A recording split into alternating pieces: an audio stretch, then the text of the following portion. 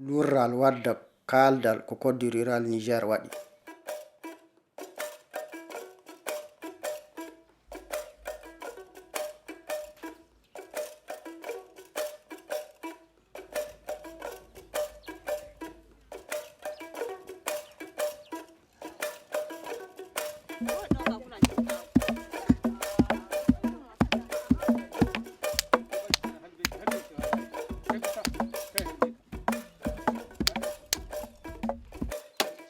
Gendi Maradi pecce tati woodi hano no gendi Niger non. Feccere remetende hedunde e Nigeria hewnde jama. Feccere hakkundere nde feewa ɗo demri e durgol e soɓɓirde feccere nde durgol nde désert wonno ñaama. Ila duuɓi ujune e keme jeenayi e capanɗe joyi dow to toɓo ɓura millimétriji keme tati. Ceerol ɗo durdude fuɗɗa dilla faa reena de remooɓe ɗum wi'a kaddi demri faro soɓɓirde kanjum woni dalili darnol no ladde Niger gollirte.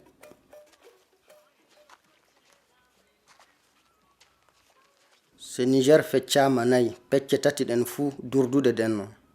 Durooɓe ɓuri ton e guru wakkati fuu amma gure duna ton ceeri ngala.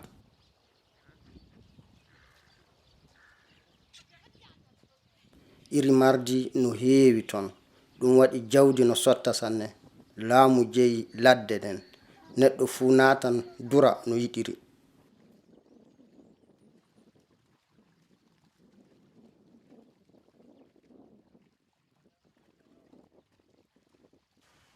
Nder feccere remetende nden nokkure no woodi joomiyo so wana gurti ɗum fuu horɗore ɗum ɗuɗal jama rafi keewal leydi hokkereji bonni jawdi noon gadda lurral.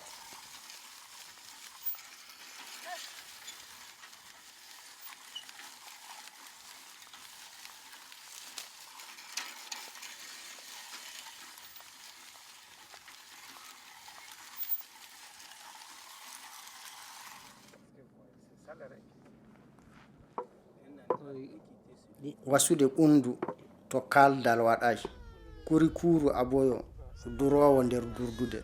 To durgol to nanɗa joni ay ndungu fuɗɗi ko injon sayi e leydi ndi ɗo woyla ndungu inaño diga a laggay jaha koɗa ɗum dura ɗum sayi e ɗon re'i hande ay yayre gazo kuma ina ton ɗum heɓi kuma diga a laggay ɗinanga dillugo sese a ya fa'i ton tirengo sayi ay yayre kaza ɓuri kuma diga ton kaɗortoɗa zuwa non men gaɗata ana yayre worre men ciwtoto to ɗon re'i ñamdama sai kuma ummoɗa fa'a yeeso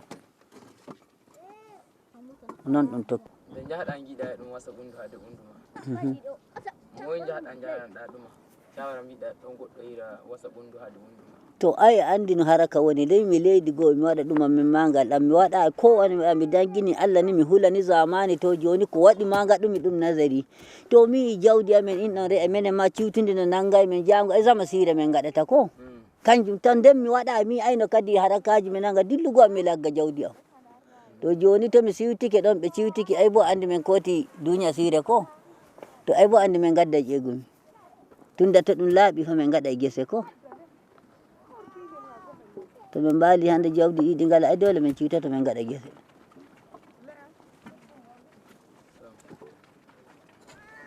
Siya belɗum ɗum mi nana gam ni kamɓe fulɓe bandiraɓe aman ɓe gi'amen emin giɗi ɓattago ley moɗon min gaɗa yarano ɓattotiren andanon men kanjum waɗi minen ni min nana siya belɗum majjum amma in diga ɓe mbasa sai ɓe giya to wane menen ma min giɗi makoftaka ɗo dande moɗon ɗo hadde to jerdaniɗam men ɗo woyla na fombina na ɗo gaɗa sai ɓe nana amsa ɗum min kokkata ɓe to minen a nani haala amen ɗum waɗa matsala ko watta ɗum waɗa matsala in ɓulli ɓattotiri bisaji ɗiɗi ma ɗi diloɗi fayi ɓundu ndu a jeeya woɓɓe to jahi no piyay amma in ɗi ɓottidiri ko ɗiye to dilli andi ɓundu muɓɓen amma in ɓulli ɓattotiri to ɗi ndugoyke ndu saydi fa ndu waño ndu ɗi jeeya min meeɗa momin kaɗi dow ɓundu ndu ha hande hayni min giya ɗum waɗa biyayya banda habre emin giya biyayya banda habre wani am to ɗum ƴogo min kaɗa to jarno nayi min kaɗa ko seɗɗa komi min gaɗa bambamci e duniyaru gam saboda kanjum min pini min taw ɗum e dottiɓe amen ko nde min ndima min taw ɗum waɗa non gam mi nana fu no gaɗaymi komi wawata magango hoore am mi maganta hoore am mi yata mi yiɗandu mi laggamo ɗon o dilla to wona o dilla. Rafi seedowol jeyal nokkure Muhammad Murtala demowo gesa ka haala mawkano haala hakkunde abba am e abba remoɓe ka e joni yigiraɓe non abba am wuƴimo gesa ka yigi ko on nyawi wari maayi gaɗa mayde makko abba am muuyi hewtude gesa muɗum abba am ɓiɓɓe yigi ko ɓen bi'i wala fuu ko bi'a dow gesa ka ngam nder gurdam baabi amin haala makka waɗaka abada wana ko maayi ɗum haala kan waɗete ɓe bi ɓe jaɓay gesa ka gesa maɓɓe ni haala kan wontiri nden abbi min wi min accidaɓe Allah non du min gaɗi so ni ɗerewol no woduno ɗum hewtata ko min ngam so ɗerewol no woodi ɗum laaɓan so ɗerewol no woodi windete o wuƴi o gesa muɗum wona ɗum windete na amma ɗo ɗerewol wala. Demowo nder ladde durdude Abubakar Nat Sohe demowo nder ladde durdude saɗɗa waɗi ko ngaɗumi gesa nder ladde durdude nde mi demowo mi heɓay nokkure to am to remete ton ɗum waɗi ko garmi joɗimi ɗo amma ɗum waɗi saɗaji duroɓe ɓe ɗo nokkure durdude non woɗi min miɗa yiɗi mi rema ɗon non lurral ngal fuɗɗiri mawɗo duroɓe wi gesa am kam nyamne amma joro am sali o wi ɓe acca kam faami taya den diwa kam ya san wannan ya dangana da wannan akura yanzu abinda zani yanzu dai abin no gaɗan mi joni mi muñan mi woppi gesa an ka mi ngaroto Allah heɓana kam ko gollumi ngam mi wala gesa keƴowa kam hectaruji 3 tan godumi mi wawa ɓeydi nyamoɓe 15 godumi wa'anda nika ci da kuma ni don ka aita faɗace ana kashin kai ana to mi waddu waro hore hakkunde leñi waɗi ko boppumi gesa an ka amma miɗo haaja ka ina son wurin ko yanzu ina so ne dangana ta dole noy koddal duroɓe e remoɓe wontiri zaman mu da manoma da makiyaya min kodduni neɗɗo no tutto bandum so a remi gesa a wi'i to ɓe nyamnane ɓe mettina so jawdima e nyami awdima mi mettina non min gontiri min fu sai min muña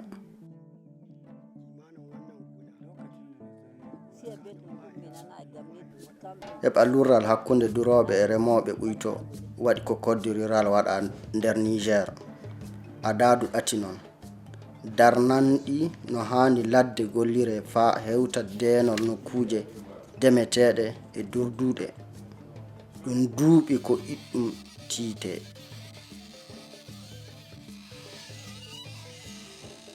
ko foji kani gatte nokkuje fu ko foji ɗi gure no gaɗa ujunaji cingaɗi kanƴi ciryoto gure ko foji ɗin ɗi commune no gaɗa keme kawrudiroji kabaruji dow gollal ladde e ko foji ɗi département joroɓe maire en préfet en ardi ko foji ɗin ngam kamɓe gondi golloɓe ladde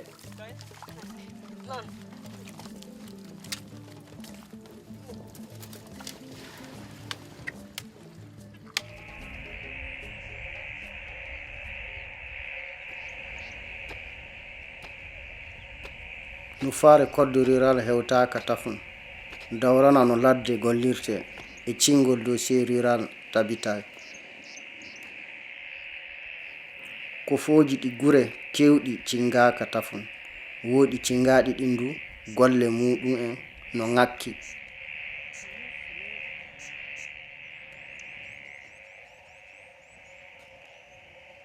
ɗum fu haɗay lurre no ɗon no ɓuyto nder gendi Maradi ceeri nokkuje demeteɗe e durteɗe no ɗon no gaɗe caggal ɗum pindinnol jama'aajo no waɗe nder dungu hano wakkati jawdi faddete e de gese joofete e ɗum ɓuyti lurre hakkunde remooɓe e durooɓe. Hassan Madugu, bindowo Kofodep Dakoro. ɗo Dakoro, laamorde département. Mi hollan on cirri gurti ɗi Kofo waɗi. Jiidi boɗewol iwowol soɓɓirde no fondi horɗore ngol gurti e girde noon. Nokkuje huɗo hecceriije ɗe durdude noon. Ko bula ɗum leyol tarka ngol wi'e Gulgum Kaba. Kangol fecci département Dakoro funnange yaade hirnange. Toɓɓe ɗen no kolla haddu to remete loi 1961 diidol huɗo hecceriwol ngol no holla gese natuɗe nder ladde durduɗe.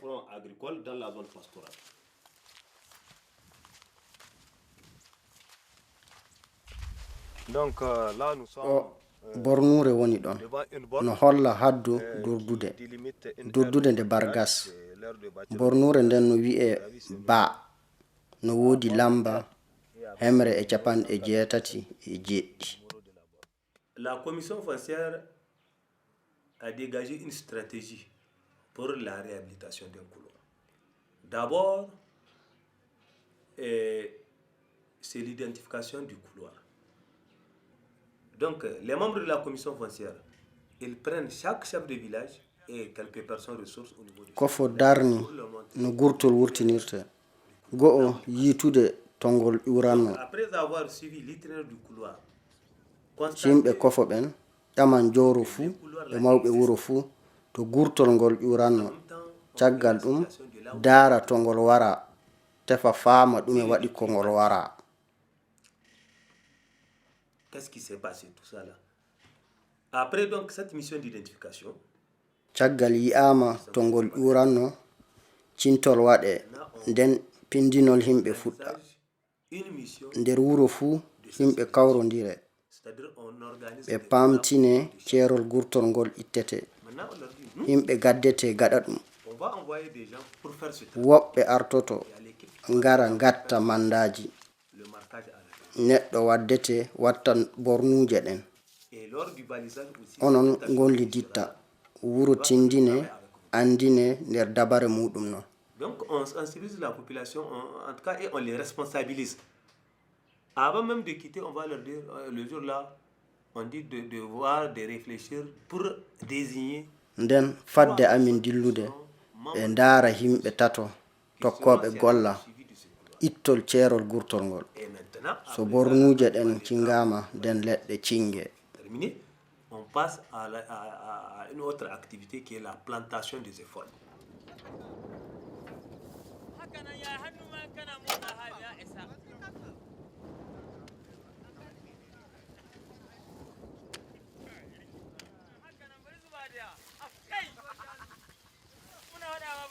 Hamidan Bakkay, demowo mo siminti nokkure remetende.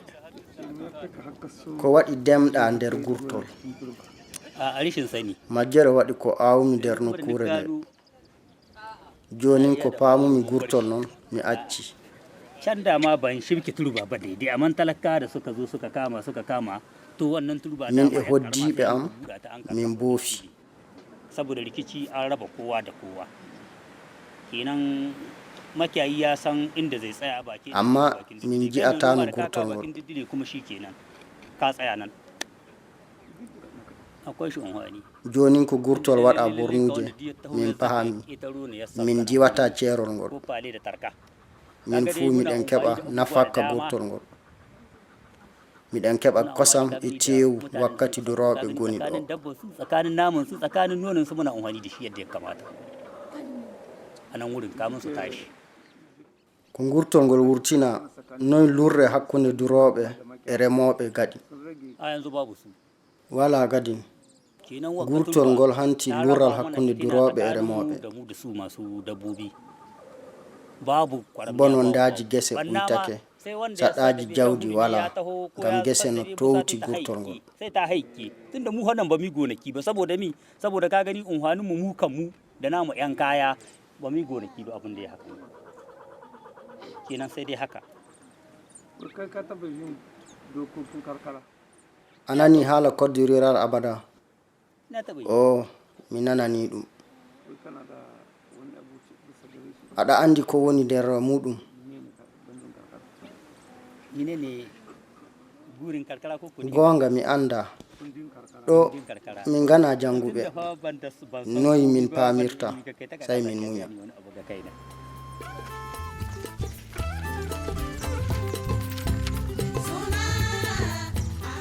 Jahangal kofo département nder ladde remetende.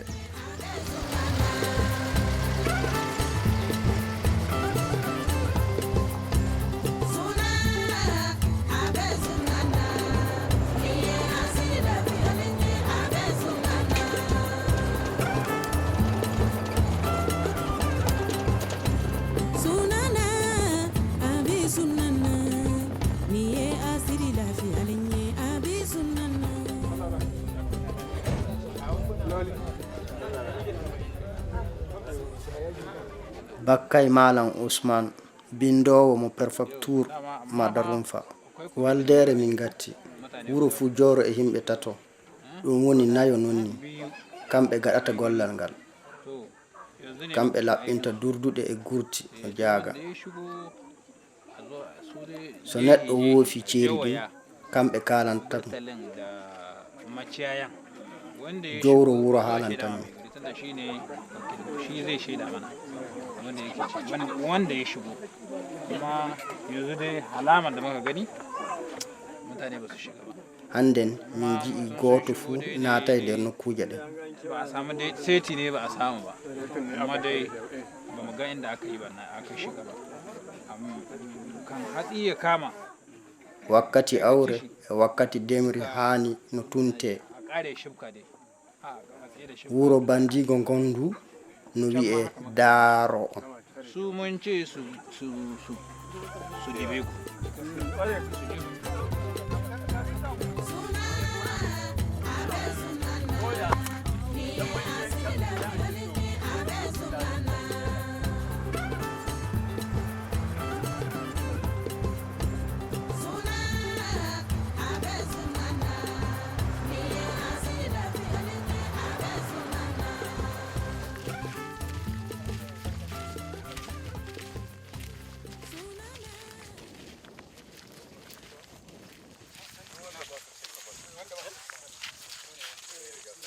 Ɗo durduɗe ɗen haadi en naatay nder gesa ka.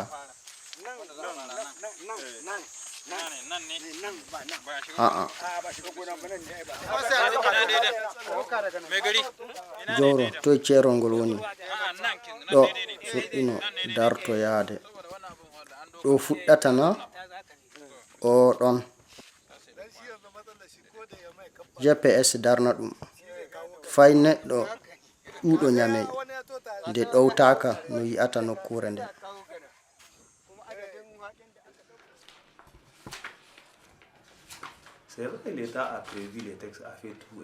Gonga non laamu waɗi luwaji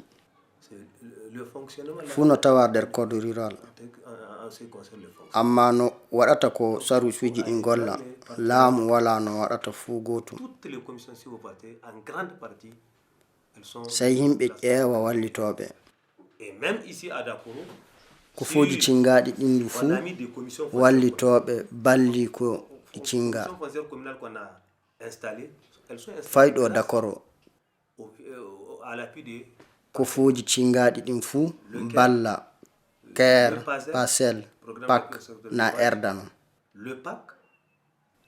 hande nder kufoji 14 cingaɗi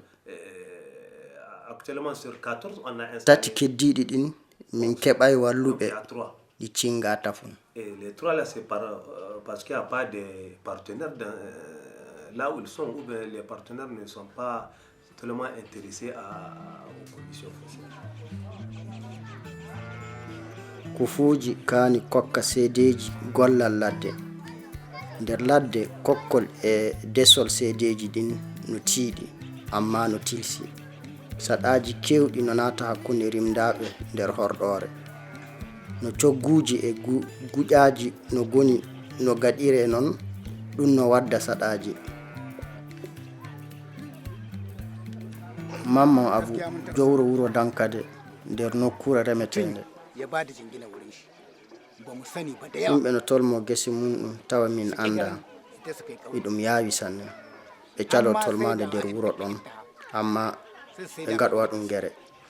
Woɓɓe no conna kalanta joro sey lurral waɗa koto joro ware. Joro wi'a mi anda on gaɗi ɗum ɗum, nden haala ummo. Akwai rikici guda, ka gane tun can babanku na dare, duka babanmu na dare dumu duka. Lural jawungal woni illa abba no wuri acca ɓiyum afo mo rema gesa muɗum. So ɓooyi miñiraɓe mawna, mawɗo wi'a kañum je gesa kam.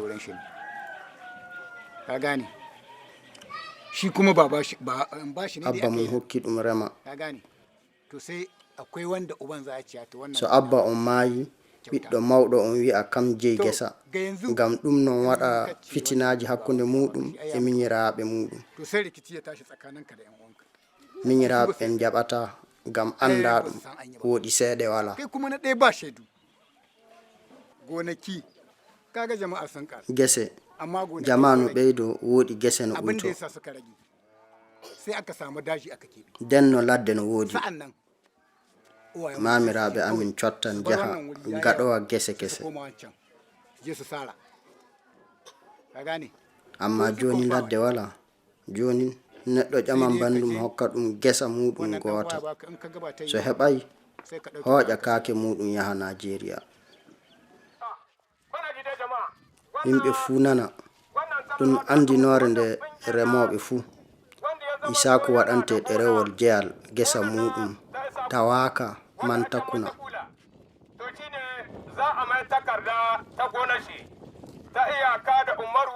Gesa kanu serondiri e Umaru, Bijo e Adare. Ndelle gesa ka woni no waɗane ɗerewol.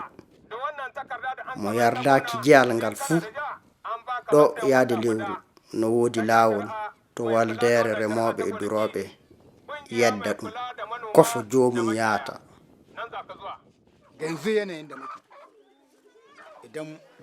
Jon goduɗo gesa fuu min gaɗanon ɗum seedewol, min binda ɗerewol min kokka ɗum. Fay so a jooɗoyta Nigeria miɗon kokke ɗerewol gesa ka dunɗa abba maɗa, ka connanɗa banda ta fitina waɗa. Min kokke sottinere seedewol ngol, min kokka sottinere maggol joomiyo keso on. Minen du min jogo go'otol. So a yiɗi tol moɗa gesa maɗa a haalanan joro. Bi'a joro mi hokki gesa am neɗɗo o. Piloɗa seedeɓe tato e joro. Neɗɗo kokka ɗum kemi ɗiɗi. Nden min gaɗane ɗerewol seedewol. Min gaɗaɗi tati.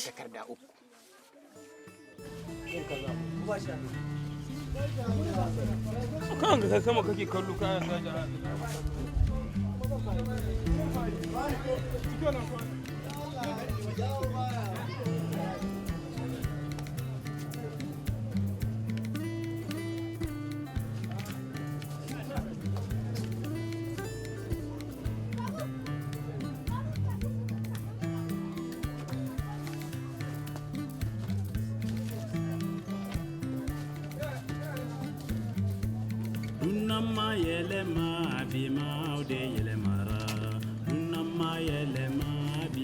ɗerewol gesa gonga hudama gesa joro mama abumo huwadama faro horɗore kawraro ɗo diyam dembata no serondiri funnange gesa Ibrahim joro wuro tapki faro hirnange gesa Amadou Igiya connuɗo kamum e ka sipkaw e gesa Hajiya takkude innamum haro horɗore. ɗum ko coggu e ɗum ko tolme. Miɗen godi ɗo ɗereji coggu e ɗi tolme.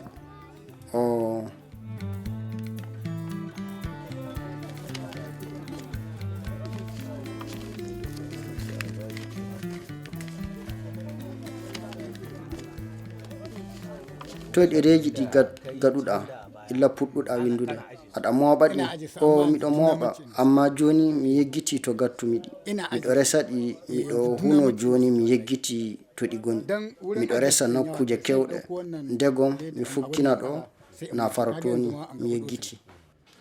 D'abord, je commence par les actes de propriété. Il y a l'attestation de donation. Ɗereji jeyal puɗɗirami La détention coutumière. no woodi seedewol kokkaral no woodi jogade fina tawa no woodi seedewol coggu woodi no woodi ɗereji guƴa ɗereji tolme fina tawa ɗereji golla no yoɓa. Le contrat de gage coutumier, le contrat de location de terrain.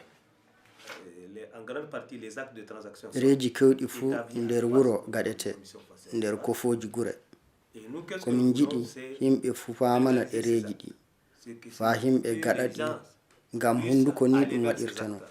Puisque auparavant c'est dans la formelle, c'est la tradition, ça se fait en cachette. Yimɓe cuuɗanno kono kokkodira gese illa duuɓi 1993 ko fitinaji hakkunde gollooɓe ladde no keewi ngam ko winda fuu wala ko waɗa fuu wala ɗerewol minen nufaare amin yimɓe pindine ngaɗa ɗereji ɗum waɗi min kokki ɗereji. C'est pourquoi on a mis à leur disposition des imprimés.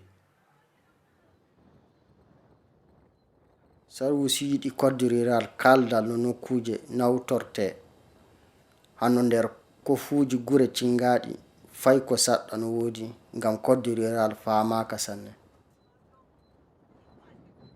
Hawrinde kofo awel wuro arɗo dabo may gaskiya.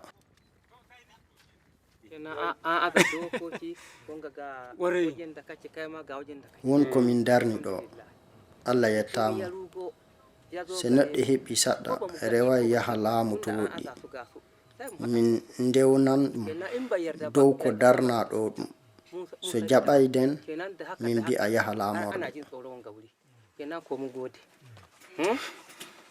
Amma haka makiyaya mataha in sun sabko nan ga kori hannodirooɓe ƴiwooɓe gere min kaalananɓe dow yarnirde hoɗataake min mbi'a ɓe towta seeɗa ɓe mbaawi ɓe gara ɓe jarna jawdi maɓɓe amma ɓe koɗa dow ɗon hewɓe no jaɓa ɗum. an sabka kenan ka gani wurin duka sai ya bashi nan da nan to kaman suna ɗan dainawa ne mun ka gani kaman kuma ma wajen sara coppol leɗɗe so min ji'i neɗɗo no soppa min mbi'a acca mun ga mutum ni acca kenan sai mu hana shi kuma sai ya wuce.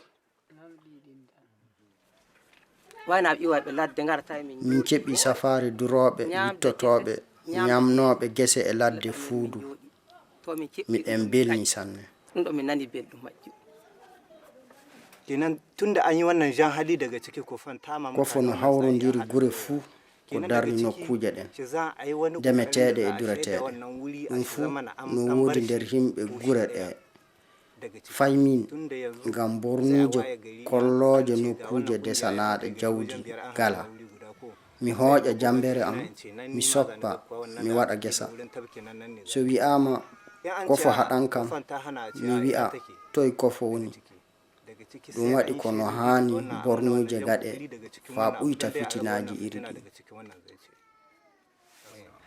akwai abin da ya taso daga ciki sannan mutane in an ka hana su ma ko yi'ete fay so on muuyi haɗude goɗɗo to waɗa gesa so joro wi'i ɗum accu to a naatuɗo durdude jawdi jomum fiilo yaade to goɗɗo ƴama laawol no o waɗata to joro makko o yahata kanum ƴamata laawol nden o warta o fuɗɗa ndemri gesa makko ɗo o remata wona nder wuro makko eɗen mboowi hano ɗum andu aɗa andi. kaga dai na ɗaya cikin wa'annan abu akwai manoma nder kofo no tawa remooɓe laamiɓe fina tawa e modiɓɓe na hudu za a sa malamai ka gane to wa'an gado ana sa su gano ka gane kowa ya kula da aikin da yake kaga dai manomi ɓe fuu iɓe nder no gaɗa faa ɗum golla so nokkure remtende natama demowo haalan so nokkure durnetende natama na gurtol durowo haalan so duroɓe nanni gese demowo noddan ɗum jama o fuu wattan to shine yasa duk aka kawo an ga mutane da Allah ku dakata shine aka kawo an ga mutane in ba ai shi ba kenan kaga so min cingayno ɗum min famata nafakka majjum ko singano walla min pamra woɗi no rena min muna jina radio amma dai mu tunda dai gonga miɗen kettino radioji amma kofo andini min ko heewi ko kofoji cinga min nanani luwaji kewɗi e illa den min gonu ni min ɓeyda andal den no himɓe ladde anda fuu gootu amma hannden andi kulle kewɗe ngam kofoji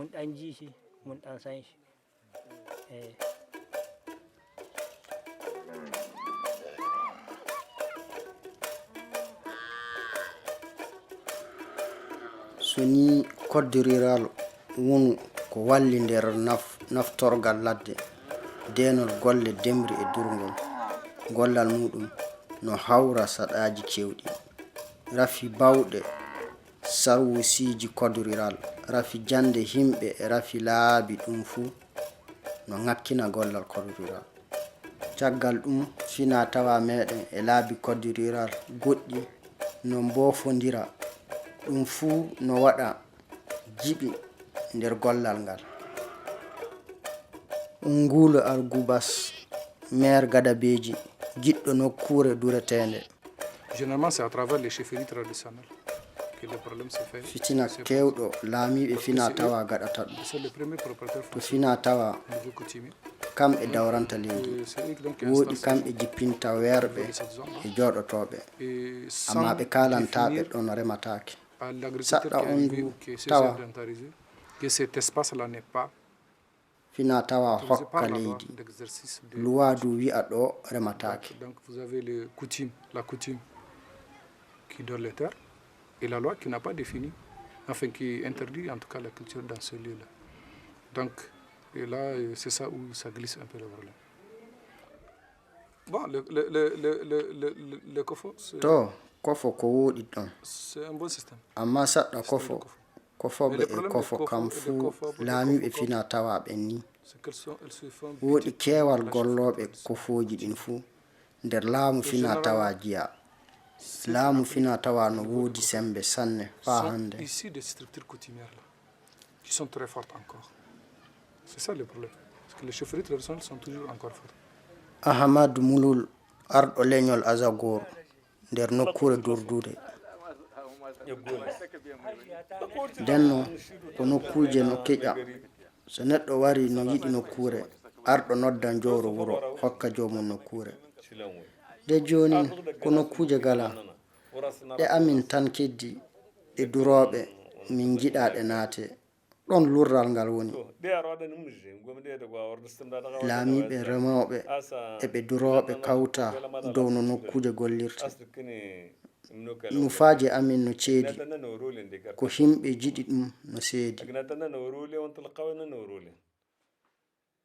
ko demri kaɓori buubal tarka no ɓuri kiloji nogas wona nder giɗale amin nde min e laamiɗo miɗon pamra mi haɗa nokkure remede dego ndu ɗum ɓura sembe am mi wawata haɗi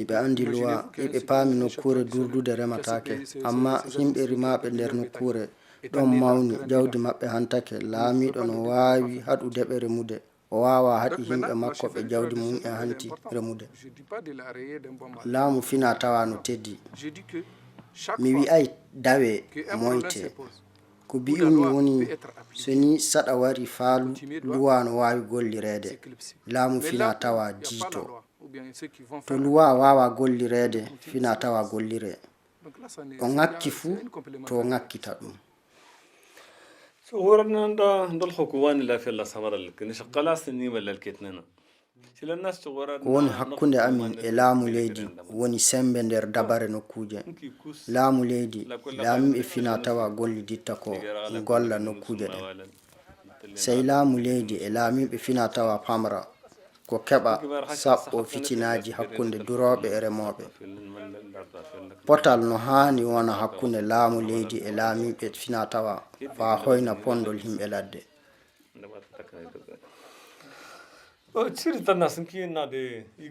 gonga noon fitinaji no gaɗa kofo wala bawɗe ko saɓɓoto fitinaji ɗi minen e kofo e ɓiɓɓe leydi min fuu miɗen kawra min ñifa fitinaji amma ɗum hoya hano denno ko miɗen goodi wallitoroɓe ceede saɗaji mawɗi no keddi nder nokkure amin nde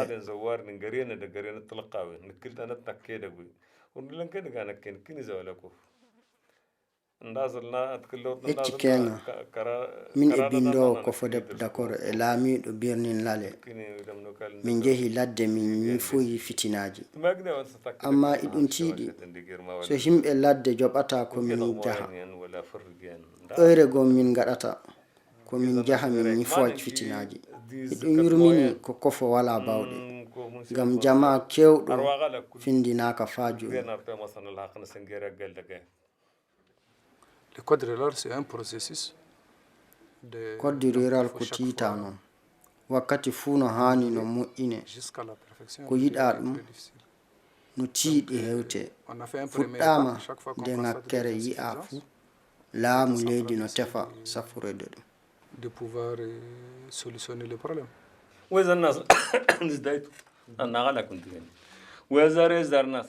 code rural wardi potal ɓiɓɓe leydi fuu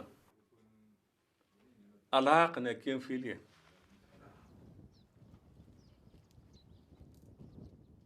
fay ko code rural huuɓa waddi nafa ka kewɗo uyti fitinaji e warhoreji dow nokkuje reeni nokkuje demeteɗe e dureteɗe haytini hawrindeji kaldal e potal e ekkitaki démocratie seeɗa seeɗa ɗum holli no ɓeydagol ladde hani nangire code rural heɓi naftori finatawa waɗi luwaji jamanu no ladde gollirte nder afrika funnange ɗo waɗi duuɓi nogas joni ko iɗum golle weeti fuu so ŋakkere ɓangi fuu file moƴƴine non gollal tagaɗo huɓata